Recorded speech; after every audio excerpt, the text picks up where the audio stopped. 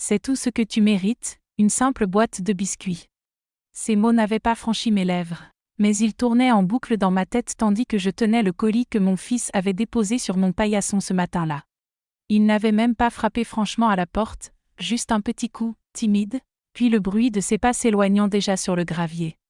Je me suis penchée pour ramasser le paquet, soigneusement enveloppé dans du papier craft, une ficelle bleu ciel nouée autour. Mon nom y était écrit, cette écriture que je reconnaîtrais entre mille, nette, précise, presque froide pour Jeanne Morel. Je l'ai murmuré en ouvrant la porte, comme si prononcer mon nom à voix basse pouvait me rappeler qui j'étais encore. Dans ma petite maison du Luberon, le soleil d'avril avait déjà chauffé la cuisine. J'ai posé le paquet sur la table et réchauffé mon café, devenu amer et froid depuis longtemps. 3 ans que mon fils Julien m'avait ignoré. Pas un appel quand j'avais été hospitalisée pour ma pneumonie. Pas un mot lorsque sa tante, ma sœur, est morte. Et maintenant ça, une boîte comme geste de pardon ou de pitié, je ne savais pas encore. Je me suis assise, mains jointes sur mes genoux, le cœur lourd. Puis la curiosité a pris le dessus. J'ai défait la ficelle, ouvert le papier, soulevé le couvercle de la boîte blanche. À l'intérieur, comme des bijoux sur du papier de soie, des biscuits décorés, chacun différent, des fleurs en sucre bleu, des feuilles dorées, des étoiles saupoudrées de cristaux de sucre. Sur le couvercle intérieur, un petit mot collé, « Bon anniversaire maman ». On recommence. J'ai relu ces mots une dizaine de fois, mais ils sonnaient creux dans ma tête. Recommencer. Comme si ces 3 années de silence n'avaient jamais existé, comme si toute la douleur, le mépris, l'oubli pouvaient s'effacer d'un simple geste sucré. Mes mains tremblaient. Je n'ai pas touché au biscuit. Je n'en avais ni la force ni la foi. Peut-être par peur d'être trop fragile, ou de lui accorder encore trop. Je n'ai pas pu. Alors, j'ai remis le couvercle, réattaché la ficelle et pris ma vieille 205. Je me suis arrêtée chez une femme qui avait toujours été bonne avec moi, surtout lorsque Julien s'était éloigné. Sa belle-mère, Claire, habitait à 15 minutes. Je me suis dit qu'elle méritait plus que moi un petit plaisir sucré. Je lui ai donc offert la boîte, sourire forcé, balayant ses protestations d'un geste rapide. De retour chez moi, j'ai posé mes clés sur la table, regardé l'espace vide où la boîte avait été, et j'ai ressenti une étrange paix, comme si je venais de décider que je ne voulais pas recommencer. Le lendemain, son appel est arrivé. Mon téléphone a vibré juste au moment où je versais mon café. J'ai aperçu son nom s'afficher et je suis restée figée, la cafetière toujours en main. Puis j'ai décroché. « Bonjour maman ». Sa voix, lisse et presque désinvolte, traversait la ligne comme si tout était normal. « Bonjour », ai-je répondu simplement. « Oui, merci. J'ai reçu ton colis ». Il y eut un léger silence, puis ce ton trop détendu. « Alors, tu as goûté les biscuits ?» Je n'ai pas su quoi répondre immédiatement. Puis j'ai murmuré, « Je les ai donnés à Claire. Elle aime les douceurs. » Un silence pesant s'installa. Puis une note glaciale perça dans sa voix, « Tu les as donnés ?» Je suis restée muette. Je sentais sa colère couler dans chaque mot. « Ces biscuits étaient pour toi, rien que pour toi. » Il raccrocha avant que je puisse formuler une réponse. Je reposai le téléphone, le cœur battant. Et pourtant, pour la première fois depuis longtemps, je me sentais vivante, plus claire dans mes pensées. J'ouvris mon frigo et pris le biscuit que j'avais conservé dans une petite boîte en plastique. Il était intact. Et moi aussi. Et vous, qui écoutez mon histoire? Dites-moi, vous derrière votre écran ou votre téléphone, d'où venez-vous? Est-ce qu'on vous a déjà ignoré ou méprisé? Racontez-moi votre vécu. Ici, je vous écoute sans juger. Je fais partie de celles qui savent ce que c'est de souffrir en silence. En silence, oui, mais pas pour toujours. Car ce jour-là, j'ai compris que ce silence serait ma dernière arme. Je l'utiliserai pour ne plus jamais être la femme qu'on efface, qu'on réduit à une simple boîte de biscuits sur un paillasson. À partir de ce moment, tout allait changer, pour lui, pour moi, et pour la mémoire de la femme que j'avais été. Le lendemain matin, je me suis levée avant que le soleil ne perce à travers les volets. Un calme doux et presque solennel régnait dans la maison. Seul le ressac lointain de la mer venait troubler ce silence. Dans ma cuisine au carreau blanc, je me préparais un café bien noir et l'emportais sur la terrasse, emmitouflé dans mon châle. En bas de la ruelle, la Méditerranée scintillait déjà sous le ciel matinal pâle. Au creux de ma poitrine, une paix nouvelle s'installait, fragile mais indéniable. Je pris le temps de contempler cette maison où je venais de poser mes valises. Les murs en pierre semblaient m'accueillir comme une vieille amie fidèle. Les rideaux dansaient doucement avec la brise, mêlant leur parfum à celui du pain et du sel. Dans ma chambre, mes robes pendaient sagement. Mes livres se rangeaient avec ordre sur la petite étagère du salon. Je passais la matinée à organiser chaque espace, à placer des fleurs dans des vases et des cadres sur les meubles. André souriait encore depuis ses photos, figé dans un temps où tout semblait possible. En voyant son visage, je murmurais « Tu vois, mon vieux, j'ai enfin dit non ». Puis je partis acheter des herbes au marché de Cassis. La fleuriste, une jeune femme au rire contagieux, me glissa un brin de mimosa en cadeau. À la poissonnerie, on m'accueillit déjà comme une habituée. Ici, personne ne connaissait mon passé, et je n'avais aucune intention de le partager. Pour eux, je n'étais que Jeanne, la nouvelle venue du bas du village, et cela me suffisait parfaitement. De retour chez moi, je déposai mes sacs, étalai le thym et le basilic sur la terrasse, puis me plongeai dans un long bain chaud. Je me sentais renaître, loin des humiliations, des soupirs exaspérés de Julien, des regards hautains de Lise. Chaque geste simple, préparer une salade, ouvrir les volets, plier le linge avait désormais le goût d'une petite victoire. Le deuxième jour pourtant, un premier message apparut sur mon téléphone. Julien écrivait simplement « Maman, tu es où ?» Je le lus sans répondre. Le lendemain, un autre suivit « On a besoin de toi. » Puis, plus sec le surlendemain, « Tu ne peux pas nous faire ça. » À la fin de la semaine, il osa même écrire « Après tout ce qu'on a fait pour toi. » Je souriais à chaque nouvelle phrase, comme si chacune confirmait que mon départ avait été la bonne décision. Quelques jours plus tard, après une promenade le long des Calanques, mon téléphone vibra. Un numéro inconnu s'affichait. Je laissai sonner. La voix sur le répondeur me figea. « Maman, c'est moi. Je suis devant chez toi. Ouvre, s'il te plaît. » Je restai figé dans l'entrée, le souffle court. Finalement, je me risquai à entr'ouvrir le volet du salon. Julien était là, seul, immobile, une enveloppe blanche à la main. Il leva les yeux, croisa mon regard, et je refermai aussitôt le volet. Je n'étais pas prête. Je ne voulais pas. Il finit par partir. Une demi-heure plus tard, je trouvai l'enveloppe glissée sous ma porte. À l'intérieur, une longue lettre, des phrases maladroites, des regrets maladroits, des promesses vagues. Il demandait une chance, une seule, pour se rattraper. Je lus chaque mot, pesant leur poids de passé. Puis je repliai la lettre et la rangeai dans un tiroir. Je n'avais pas l'intention de répondre. Les jours suivants s'écoulèrent dans une sérénité nouvelle. Je reprenais mes routines, marcher le matin, lire l'après-midi, un peu de couture le soir. Je m'étais même fait quelques connaissances parmi mes voisines, des femmes d'un âge semblable au mien, qui ne posaient pas de questions indiscrètes. Parfois, en marchant sur la plage, les larmes menaçaient de couler, mais je les retenais. Je les gardais avec la même dignité qui m'avait porté jusqu'ici. Un soir, le crépuscule rosissait la mer, et je rêvais d'André. Il m'attendait sur le sable, main dans les poches, arborant le sourire tendre de notre mariage. Je courus vers lui. Lorsqu'il fut assez proche, il murmura « Ne baisse plus jamais les yeux ». Je me réveillai, le cœur apaisé. Le lendemain, je me levai avec la certitude que j'avais fait le bon choix. Je n'avais plus peur, plus honte. Je refusais désormais de mendier l'amour de ceux qui m'avaient humiliée. Je n'étais plus la femme que Julien et Élise avaient rabaissée pendant des années. J'étais redevenue Jeanne, debout, entière, prête à vivre pour moi et pour la mémoire de celle que j'avais été. Les semaines s'égrenaient et, avec elles, une tranquillité nouvelle s'installait doucement dans ma vie. Je m'étais presque habituée à ce silence de Julien et de Lise, un silence plus lourd que l'air marin, mais cette fois choisi. Pourtant, au fond de moi, je pressentais que ce n'était pas terminé.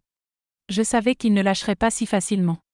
Le premier signe survint un matin sous la forme d'un courrier recommandé. L'enveloppe portait l'entête d'un cabinet d'avocats de Marseille. Je pris une profonde inspiration avant de l'ouvrir.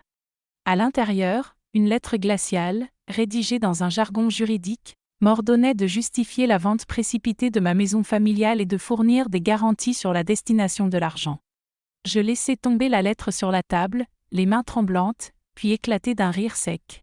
Ainsi donc, ils osaient encore après tout ce qu'ils avaient dit, tout ce qu'ils avaient fait.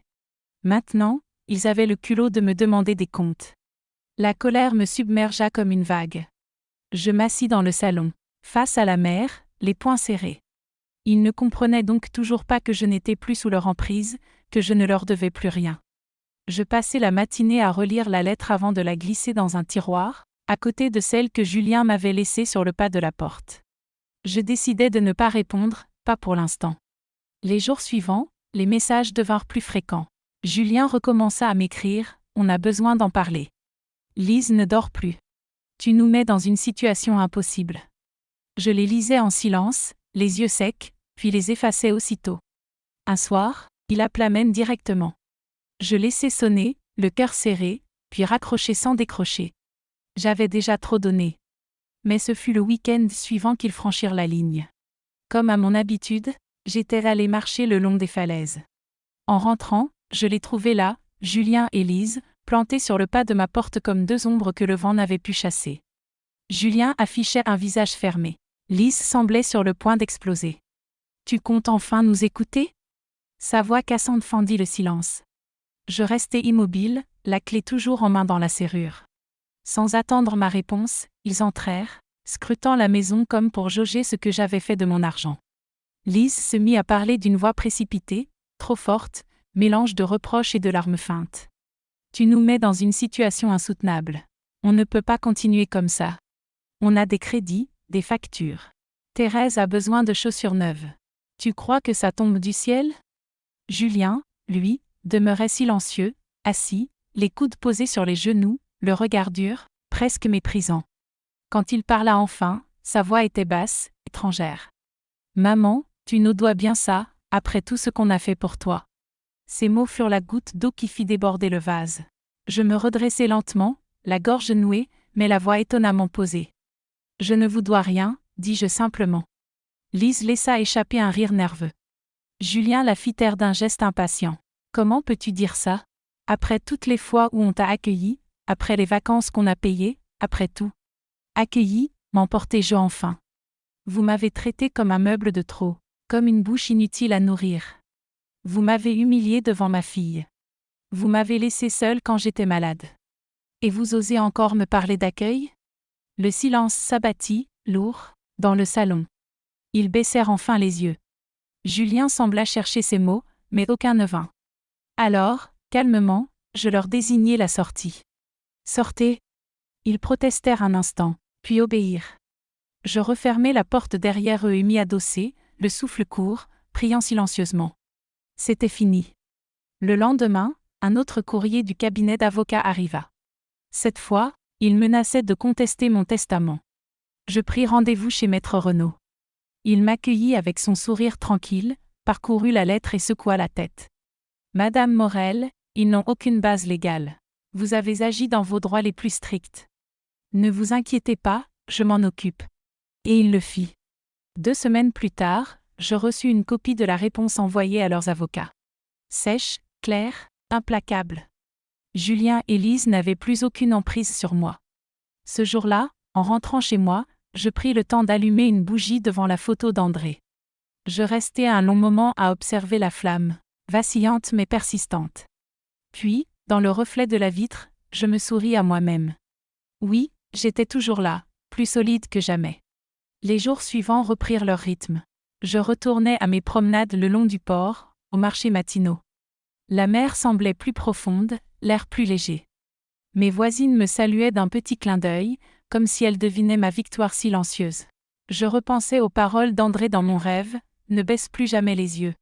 Je les murmurais parfois en marchant sur les rochers, en cueillant du romarin. Pour la première fois depuis longtemps, je n'avais plus peur de croiser mon regard dans le miroir. Je savais que tout ce que j'avais traversé n'avait pas été vain, que la dignité n'a pas de prix, et que la meilleure revanche parfois est de rester debout et de ne jamais se laisser réduire au silence. Le printemps s'installait à Cassis. Les collines se teintaient de coquelicots et d'aloès dorés. La mer reflétait des nuances turquoises. Dans les ruelles, les marchands réinstallaient leurs terrasses.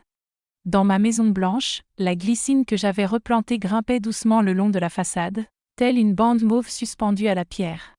Tout semblait paisible, et pourtant une ombre persistait. Depuis leur visite, depuis leurs cris sur mon seuil, Julien et Lise n'avaient donné aucun signe de vie. Mais je savais que ce silence n'était pas synonyme de reddition. Un matin, la factrice me remit une lettre en main propre, cette fois émanant d'un huissier. Je rentrai, posai le courrier sur la table, et avant même de l'ouvrir, je compris. Ils avaient osé. Le document, sec et précis, m'informait qu'une procédure était engagée pour contester la vente de ma maison de Salon de Provence, prétextant un abus de faiblesse.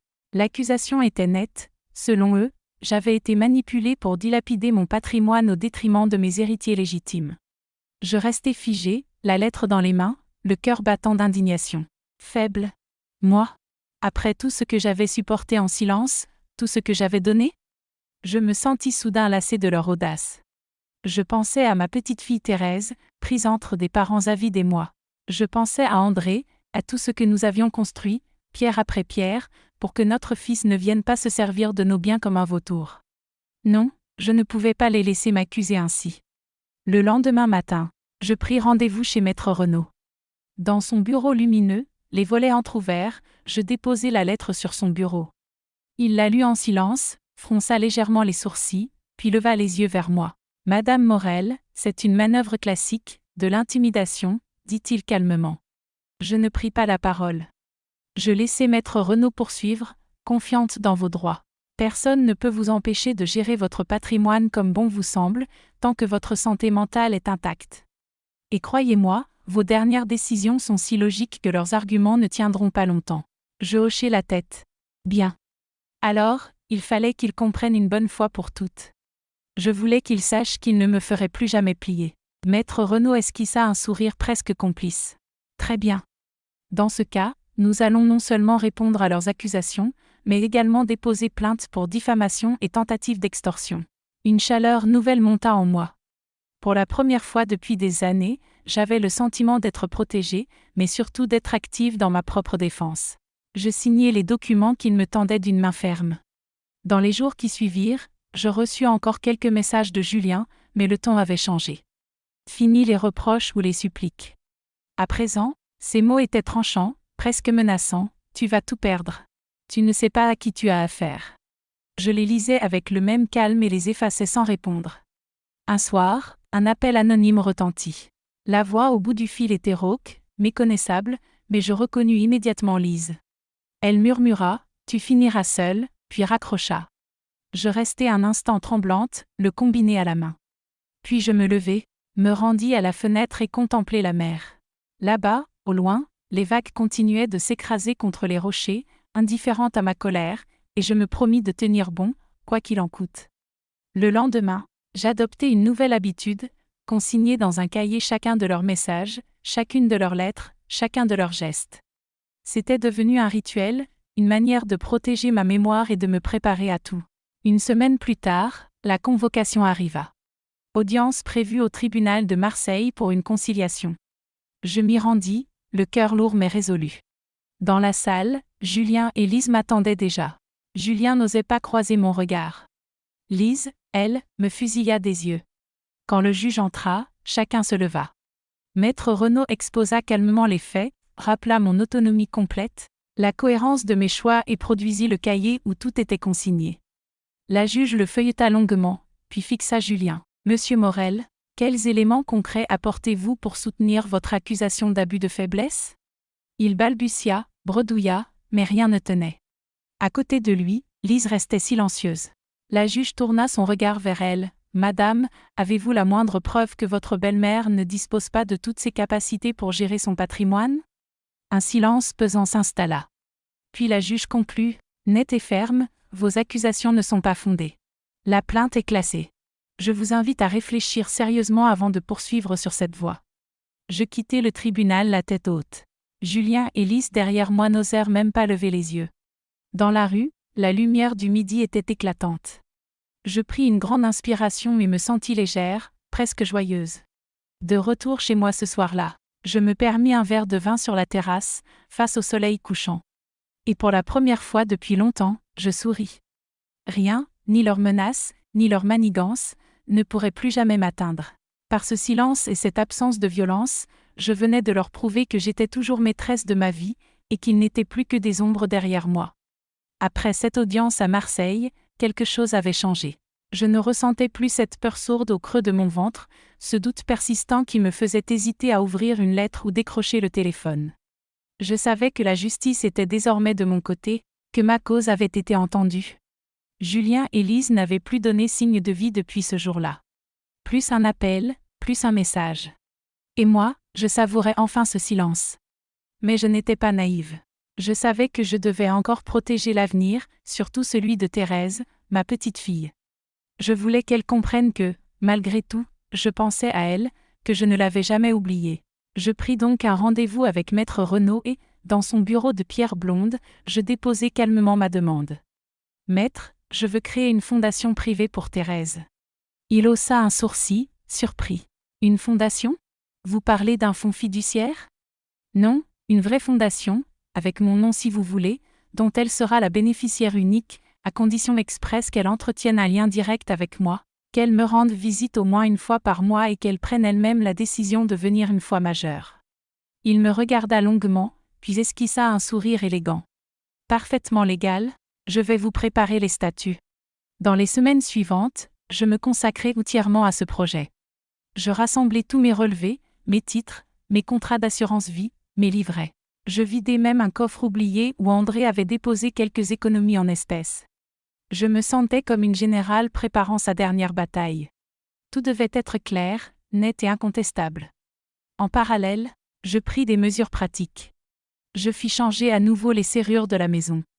J'installai un petit système d'alarme discret, posé par un jeune artisan du village qui m'appela, en riant, « Madame la battante ». Sur mon téléphone, je créai un dossier pour archiver chaque message et chaque lettre reçue depuis 3 ans. Une trace systématique. Je ne savais pas si Julien oserait retenter quelque chose, mais je refusais de me laisser surprendre à nouveau. Puis vint ce matin où, en rentrant du marché, je découvris une voiture garée devant la maison. Une berline sombre, vitres teintées. Julien en descendit seul, chemise froissée, traits tirés, l'air moins arrogant que d'habitude.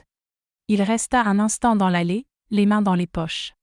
Je pris mon temps pour sortir mes sacs du coffre, comme si je ne l'avais pas remarqué. Puis je refermai calmement la portière et m'approchai de lui. Il leva enfin les yeux. « Maman !» Je ne répondis pas. Je posai mes sacs sur la terrasse, retirai mes gants et le regardai en silence. Je voulais juste parler. Parler, après tout ce que tu as dit, après tout ce que tu as tenté ? Je croisai les bras. Il baissa la tête, mal à l'aise. Je sais, on est allé trop loin. Céline, elle m'a mis des idées en tête, mais... Je l'interrompis, ma voix plus tranchante que je ne l'avais prévu. Tu es un homme, Julien. Ne mets pas sur le dos d'une autre tes propres lâchetés. Tu as choisi, et tu m'as perdu. Il pâlit, chercha ses mots, mais quand il parla de Thérèse, je me figeai. La seule faille, la seule douleur encore vive. Je soutins son regard. Je n'empêcherai jamais Thérèse de venir, mais ce sera à elle de choisir. Il ferma les yeux un instant, comme pour retenir ses larmes. Puis, sans un mot de plus, il retourna à sa voiture. Il démarra et s'éloigna lentement. Je restai là, dans l'allée, le cœur lourd mais la tête haute. Quand la poussière retomba, je rentrai dans ma maison. Je pris la clé du coffre où reposaient désormais les statuts de la fondation. Je la sentis dans ma main, froide et rassurante. Tout était en ordre. Dans les jours suivants, je fis un geste plus discret. Je me rendis à l'école de Thérèse sans prévenir et demandai à la directrice la permission de la voir à la sortie. Quand elle me vit, elle courut vers moi, ses petits bras autour de ma taille. Mes yeux s'embuèrent. « Mamie, tu me manques » murmura-t-elle contre mon châle. Je me penchai pour lui caresser la joue. « Toi aussi, mon trésor, mais tu sais, parfois, il faut être forte. » Elle hocha la tête, sérieuse comme une grande. Puis elle sortit de sa poche une feuille pliée, un dessin. Une maison blanche avec des fleurs violettes autour, et sous le toit, une petite dame qui lui ressemblait un peu. En bas, elle avait écrit maladroitement, « Pour mamie ». Je rangeai le dessin dans mon sac, incapable de prononcer un mot. Le soir, je suspendis le dessin dans ma chambre, juste au-dessus du lit. Je savais alors que tout ce que j'avais accompli, je l'avais fait pour elle, pour qu'elle comprenne que l'on peut toujours se relever, même après avoir été piétiné. Je me glissai sous les draps, le cœur apaisé. La nuit me berçait de son murmure et pour la première fois depuis des années, je m'endormis sans craindre le lendemain. Je savais que plus personne ne pourrait jamais me dérober ma dignité ni l'avenir de ma petite fille. Le mois suivant, la vie reprit son cours. Les marchés embaumaient le basilic et les pêches blanches. La mer se réchauffait doucement et le port grouillait de touristes. Dans ma maison blanche, la glycine s'élevait presque jusqu'au toit, et mes plantes aromatiques prospéraient sous le soleil du midi. Chaque matin, je sentais la sérénité s'installer en moi, comme si mes épaules, après toutes ces années, avaient enfin lâché leur fardeau. Pourtant, je savais que le coup de grâce n'était pas encore tombé, et ce jour arriva plus tôt que je ne le pensais. En rentrant du marché, un voisin m'interpella. « Madame Morel, un monsieur est passé tout à l'heure, il vous cherchait. » « Un huissier, je crois. » Je le remerciai d'un signe de tête et rentrai d'un pas rapide. Dans ma boîte aux lettres, m'attendait une grosse enveloppe. À l'intérieur, une notification. Julien et Lise avaient enfin signé un désistement officiel auprès de la juridiction. Par peur du scandale, par peur des frais, par peur de perdre ce qu'il leur restait, ils avaient retiré toute contestation. Je m'assis à la table de la cuisine, la lettre devant moi. Je la lus encore et encore jusqu'à ce qu'un sourire calme étire mes lèvres. C'était fini. Officiellement fini. Ce soir-là, je m'autorisai un verre de vin rouge sur la terrasse. Je levai mon verre vers la mer qui scintillait au crépuscule et murmurai « André, tu vois, j'y suis arrivé. » Et dans le vent du soir, j'eus presque l'impression d'entendre sa voix répondre. Le lendemain, ce fut Lise qui tenta un dernier sursaut. En fin de matinée, je reçus un appel. Sa voix était sèche, presque étranglée. « Vous avez gagné, Jeanne. C'est ce que vous vouliez entendre ?» Je ne répondis pas. Elle reprit, avec un rire amer. « Julien est à bout. Vous l'avez détruit. Vous êtes contente ?» Je pris une profonde inspiration et répondis lentement. « Non, Lise, je ne suis pas contente. Mais je suis enfin en paix. Vous devriez essayer vous aussi. » Puis je raccrochai. Ce soir-là, le téléphone resta silencieux. Le lendemain aussi, et les jours suivants. Une semaine plus tard, en rentrant de la plage, je trouvai une enveloppe glissée sous ma porte. L'écriture maladroite de Julien. Je l'ouvris. 3 lignes seulement. Je ne te comprends plus. Peut-être que je ne t'ai jamais comprise, mais je crois que tu avais raison. J'espère juste que Thérèse pourra te pardonner ce que moi, je n'ai pas su accepter. Je posai la lettre à côté de la première qu'il m'avait laissée. Je pris une grande inspiration et fermai les yeux. Il avait compris. Peut-être pas tout, peut-être trop tard, mais il avait compris. Le lendemain, je descendis à l'école comme je le faisais parfois maintenant. Thérèse courut vers moi, me sauta dans les bras et murmura à mon oreille. « Papa m'a dit que je peux venir quand je veux maintenant. » Je fermai les yeux en la serrant contre moi. La boucle était enfin bouclée. Dans les semaines suivantes, Julien et Lise ne revinrent plus. Mais Thérèse, elle, revint encore et encore. Elle m'aidait à arroser mes plantes, cueillait les pêches, dessinait sur la terrasse des maisons pleines de fleurs. Dans son sourire, je retrouvais ce que j'avais cru perdu à jamais. Et le plus beau, c'était que je n'avais plus besoin de parler. Je n'avais plus besoin de me justifier. Mon silence avait suffi. À force de patience, de dignité et de fermeté, j'avais retrouvé ce qui comptait vraiment. Un soir d'été, alors que Thérèse dormait dans la chambre d'amis, je sortis sur la terrasse. Le ciel était clair, la mer noire et tranquille. Je pris une longue inspiration et murmurai pour moi-même. Le silence peut être une forme de justice. Pour la première fois depuis longtemps, j'eus envie de vivre encore longtemps, juste pour profiter de cette paix et veiller à ce qu'aucun ne vienne plus jamais l'arracher. L'été laissait doucement place à l'automne dans mon petit coin de Provence.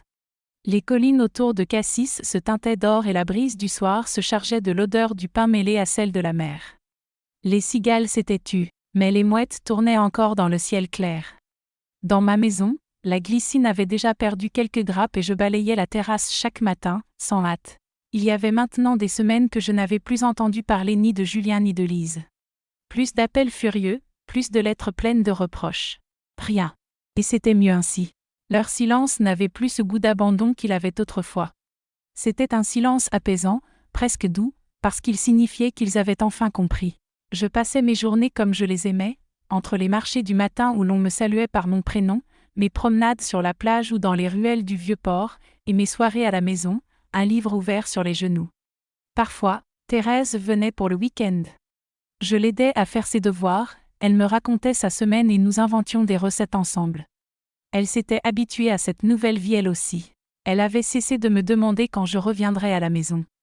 Je lui avais juste dit calmement un jour, « Ici c'est ma maison maintenant et tu es toujours la bienvenue. » Elle avait hoché la tête, sérieuse comme une grande. Un matin, je reçus une lettre par la poste. Pas de Julien, pas de Lise, juste une carte blanche sur laquelle il était simplement écrit « Merci ». Aucun nom, mais je n'avais aucun doute. Enfin, ce simple mot suffisait. Je glissai la carte entre les pages de mon carnet où je notais mes pensées. Elle n'avait pas besoin de plus. Peu à peu, je sentis mes épaules s'alléger pour de bon. Je ne pensais plus avec colère à ce qu'il m'avait fait subir. Je n'attendais plus d'excuses. Je n'espérais plus de réconciliation parfaite. J'avais compris qu'il y a des blessures qui ne se referment jamais complètement, mais qu'on peut apprendre à vivre avec. Et surtout, j'avais compris qu'il y a une force dans la solitude assumée, dans la dignité préservée. Les dimanches, après avoir accompagné Thérèse à la gare, je restais longtemps sur la terrasse à regarder la mer. Parfois, j'avais l'impression qu'André était là, dans ce vent doux qui me caressait le visage. Je lui parlais encore, parfois à voix haute, parfois en silence. J'ai tenu, tu sais, lui disais-je, et je me plaisais à croire qu'il m'entendait. Un soir de novembre, j'ouvris le grand tiroir de la commode où je conservais toutes les lettres et papiers accumulés ces dernières années, lettres de menaces, courriers d'avocat, décisions du juge, notes d'huissier. Je relus quelques passages calmement, sans amertume. Puis je rassemblai tout dans une grande enveloppe que je scellai soigneusement. Je la rangeai en haut de l'armoire, là où je n'aurais plus à la voir. Tout cela était derrière moi maintenant. Puis je pris mon carnet et me mis à écrire. À écrire pour celle qui, comme moi, avait trop longtemps accepté de courber le dos, trop longtemps baissé les yeux.